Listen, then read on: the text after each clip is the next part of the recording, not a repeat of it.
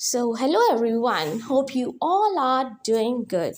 Today, we are going to discuss our next topic that is intellectual property rights.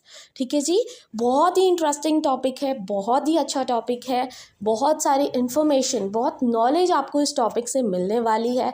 That will help you a lot. ठीक है जी. सो intellectual property rights ये पढ़ने से पहले हम पहले पढ़ेंगे इंटेलेक्चुअल क्या होता है, फिर हम पढ़ेंगे इंटेलेक्चुअल प्रॉपर्टी क्या होती है, then we will come to intellectual property rights, ताकि आपको एक एक वर्ड का मीनिंग समझ आए. राइट. सो इंटेलेक्चुअल मीन्स जो आपकी माइंड से रिलेटेड है, आपकी माइंड की जो एबिलिटी है कि कैसे आप थिंक करते हो, कैसे आप किसी चीज़ को रीज़न आउट करते हो, उसको इंटेलेक्चुअल बोलते हैं. राइट. तो इंटेलेक्चुअल क्या होता है? Means a person ability to think, to understand and create the new ideas. कि जो एक पर्सन है, देखो जैसे हम इंडिविजुअल डिफरेंसेस की भी बात करते हैं नॉर्मल साइकोलॉजी में, कि हर एक जो इंडिविजुअल है वो अलग अलग होता है. ठीक है. बट हर इंडिविजुअल में कोई ना कोई क्वालिटी होती है, उसके कुछ क्रिएटिव आइडियाज़ होते हैं, उसका एक अपना तरीका होता है, नज़रिया होता है उस चीज़ को देखने का. राइट. तो इंटेलेक्चुअल क्या है कि जैसे कि आप एज अ पर्सन, आपकी एक एबिलिटी है उस चीज़ को थिंक करने की, उस चीज़ को अंडरस्टैंड करने की और एक आइडिया को क्रिएट करने की, उसको हम बोलते हैं इंटेलेक्चुअल. राइट. अब इसी वर्ड से रिलेटेड एक और वर्ड जोड़ते हैं, that is property. Intellectual property क्या होता है? It refers to the products of human mind. अब इंटेलेक्चुअल क्या था कि आपने उस चीज़ को सोचा, आपने उस चीज़ को क्रिएट किया. राइट. इंटेलेक्चुअल प्रॉपर्टी मतलब कि वो प्रोडक्ट, वो आउटपुट जो आपने चीज़ बनाई है, ठीक है जी, जो आपने अपने माइंड से वो चीज़ क्रिएट की है ना, वो आपको बिलोंग करती है, वो आपकी क्रिएशन है. ठीक है. It belongs to you. वैसे ही यही चीज़ हम अब रिसर्च वर्क में यूज़ करेंगे. कैसे? कि जैसे आपने कोई भी चीज़, कोई रिसर्च की है, राइट. आपने कोई रिसर्च की है तो वो रिसर्च आपकी होगी, उसका एक वैलिडिटी पीरियड होता है, वो भी मैं आपके साथ डिस्कस करूँगी. राइट. तो कोई भी अगर आपने अपने माइंड से कोई इन्वेंशन की है तो वो आपकी इन्वेंशन है, कोई और पर्सन उस चीज़ को यूज़ नहीं कर सकता. आपने कोई ज़मीन खरीदी है, वो ज़मीन आपकी है, फिर चाहे आप उसको रेंट पे दो, चाहे आप उस चीज़ को सेल करो, दैट्स अप टू यू. जो प्रॉपर्टी है वो आपकी है, वो आपकी क्रिएशन है, आपका माइंड है, आपने प्रोडक्ट क्रिएट किया है, आपने इन्वेंट किया है. ठीक है. किसी सेकेंड या थर्ड पर्सन का उस पर कोई हक नहीं है. ठीक है जी. वो होती है intellectual property. Hence, just like other types of property, the owners of intellectual property can rent, give or sell it to other people.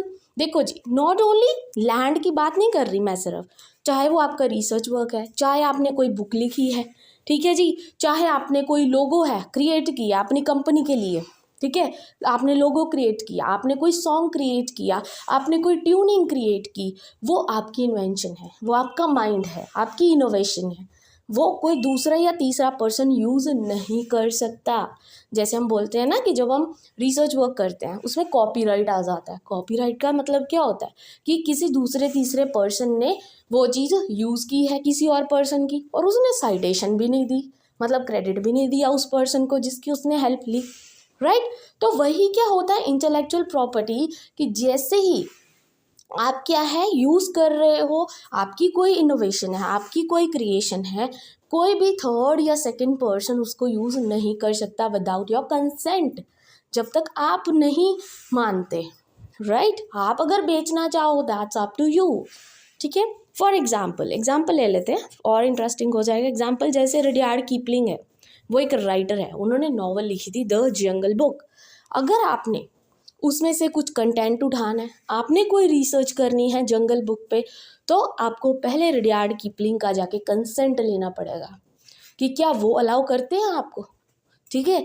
अगर आप उनसे बिना पूछे उनका कोई भी चीज़, उनका कोई भी वर्ड चुरा रहे हो ना, देन प्लेजरिज्म आ जाएगा और आपकी रिसर्च वर्क इनकम्प्लीट मानी जाएगी.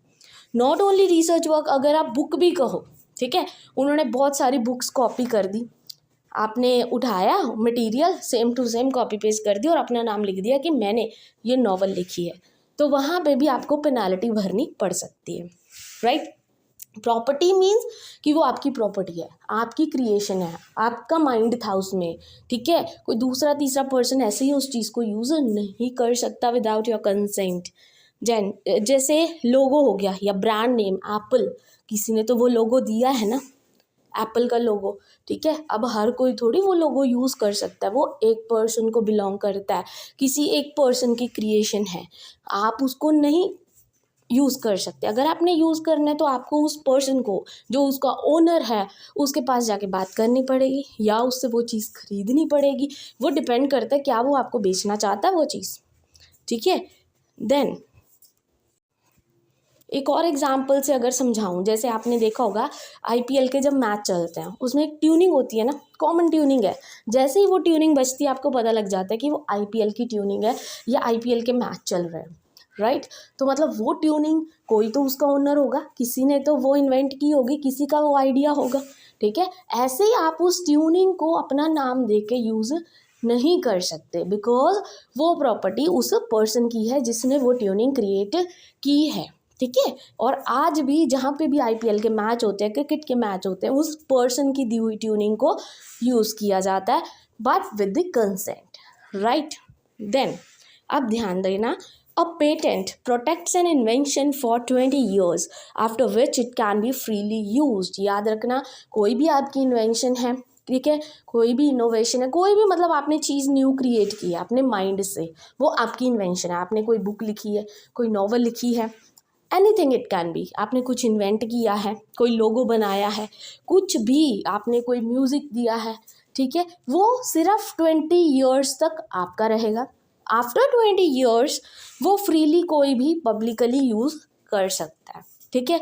ये एक्चुअल में रूल्स है कि 20 ईयर्स तक वो चीज़ आपकी है जो आपने इन्वेंट की है, ठीक है। जो भी आपने लिखा है, नॉवल लिखा है, कुछ भी जो आपने अपने माइंड से क्रिएट किया है, वो आपकी है, but after 20 years it will be freely used by the public, ठीक है। फिर उसके बाद अगर ये तो है अगर आपने कोई इन्वेंशन की है, बट अगर जैसे आपने कोई डिज़ाइन क्रिएट की है, ठीक है, कोई भी डिज़ाइन है, कोई भी लोगो है, आपने वो क्रिएट किया, वो डिज़ाइन बहुत ज़्यादा फेमस हुआ, सब हर कोई चाहता है कि वो उसको यूज़ करे, बट अगर आपने कोई डिज़ाइन क्रिएट किया है तो वो 10 ईयर्स तक वैलिड है, ठीक है। अगर आप रीन्यू करवाना चाहो ना तो 5 साल एक्सपायर होने से 5 साल पहले आपको उसको रीन्यू करवाना पड़ेगा, थोड़ी सी अमाउंट देकर, ताकि वो डिज़ाइन हमेशा मेरा ही रहे, कोई और पर्सन यूज़ ना कर सके।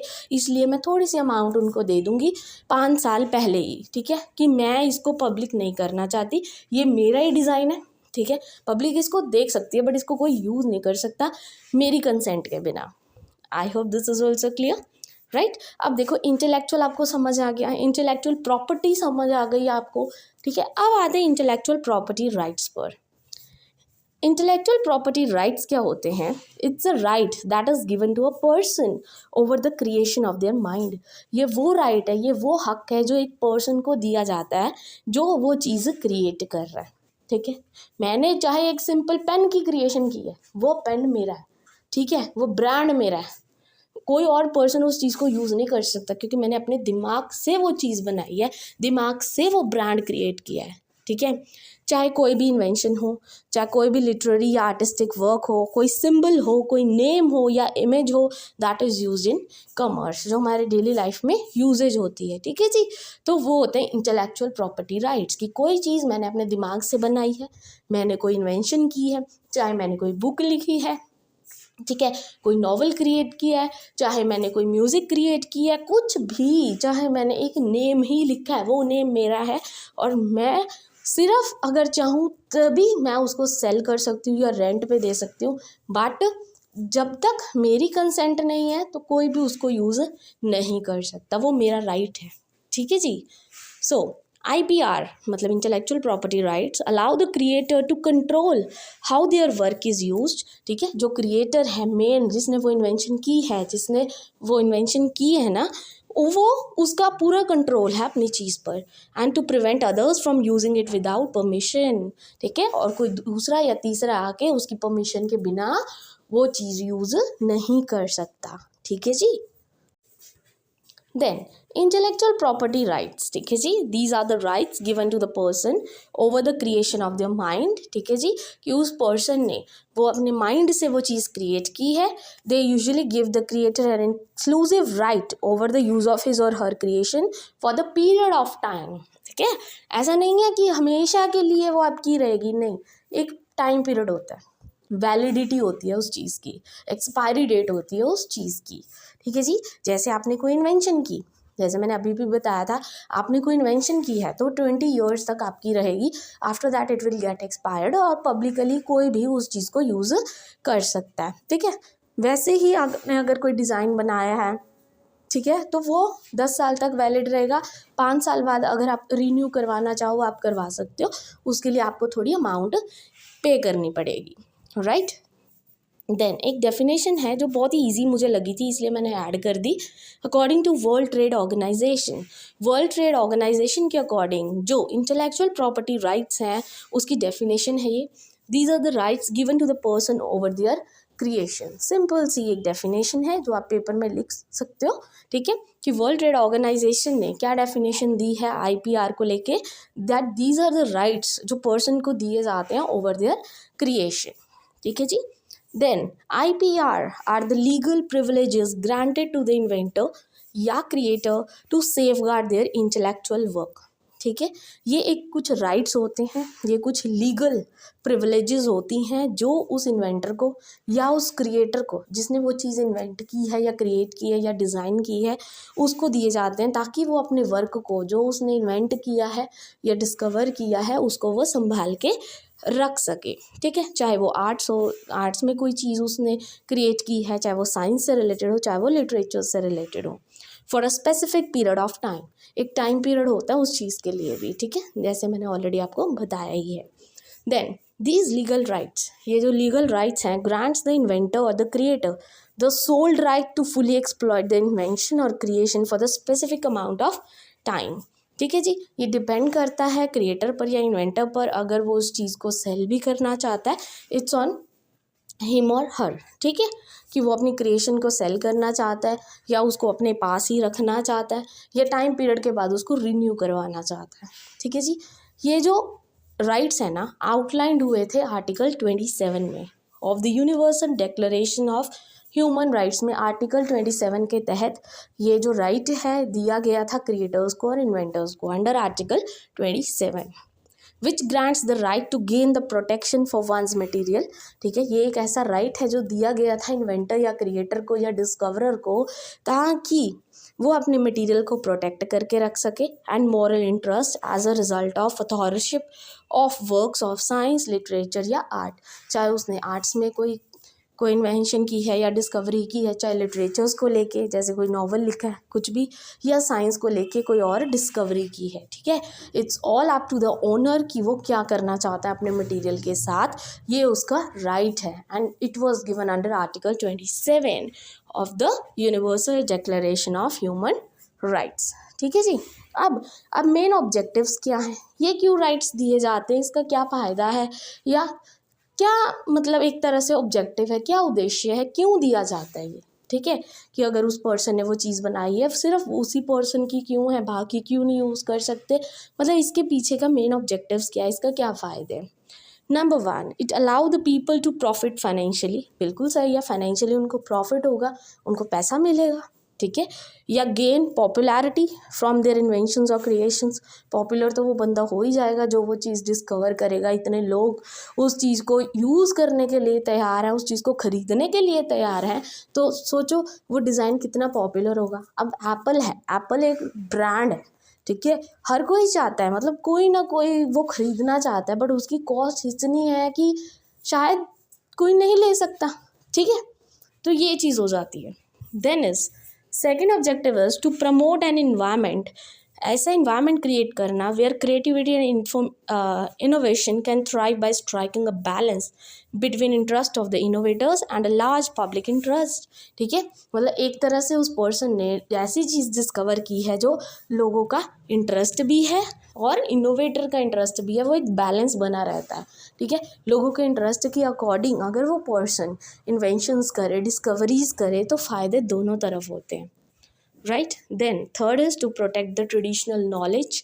ये जो नॉलेज है वो इनोवेटर की, वो क्रिएटर की वो नॉलेज है, उसको प्रोटेक्ट करने के लिए ये कुछ राइट्स होते हैं। ठीक है, कि वो उसका दिमाग है, उसका दिमाग था, उसने इतनी नॉलेज थी उसके पास कि उसने ये चीज़ क्रिएट कर दी, तो उस चीज़ को कहीं तो प्रोटेक्ट करना पड़ेगा ना हमें। ठीक है। Then to protect the rights of the creator. बिल्कुल सही है, वो क्रिएटर है, उसने वो चीज़ बनाई है, उसके राइट्स है। अब सिंपल यूट्यूब की अगर हम बात करें, ठीक है, यूट्यूब का चैनल एक पर्सन का होता है। अब उस पर्सन पे डिपेंड करता है कि क्या वो किसी और मेंबर को अपने यूट्यूब के साथ कोलैबोरेट करने देना चाहता है या नहीं देना चाहता। ठीक है, या उससे कुछ अमाउंट वो लेगा कि यस मैं सिर्फ तभी तुझे अपना यूट्यूब का मेंबर बनाऊंगा या बनाऊंगी अगर तू मुझे कुछ पैसे देगा। ठीक है, तो ये सब चीज़ें होती हैं कि जिसका वो चैनल है वही क्या है, उसका ओनर है, क्रिएटर है। अब उस पर है कि वो किसी को ऐड करना चाहता है नहीं करना चाहता, दैट्स अप टू हिज और wish, right. And the last objective is to encourage and reward the creative work, ताकि उसके क्रिएटिव वर्क को इनकरेजमेंट मिले और उसको रिवॉर्ड्स दिए जाए फॉर द क्रिएटिव वर्क। ठीक है जी, and this is all about today. I hope ये जो लेक्चर था आपके लिए बहुत ही यूज़फुल रहा होगा, बिकॉज बहुत ही इंटरेस्टिंग टॉपिक था ये। बहुत कुछ हमें सीखने को भी मिला, इसमें से बहुत नॉलेज मिली। ठीक है जी, कि अगर अपने माइंड से आपने कोई चीज़ क्रिएट की है तो आप उसके ओनर हो, आप उसके इन्वेंटर हो। दैट्स अप टू यू कि आप उसको क्या कैसे यूज़ करना चाहते हो। ठीक है जी, तो this is all about today. एंड अगर आप वीडियो अच्छी लगी हो then please don't forget to like and subscribe my channel. Thank you very much and keep motivating.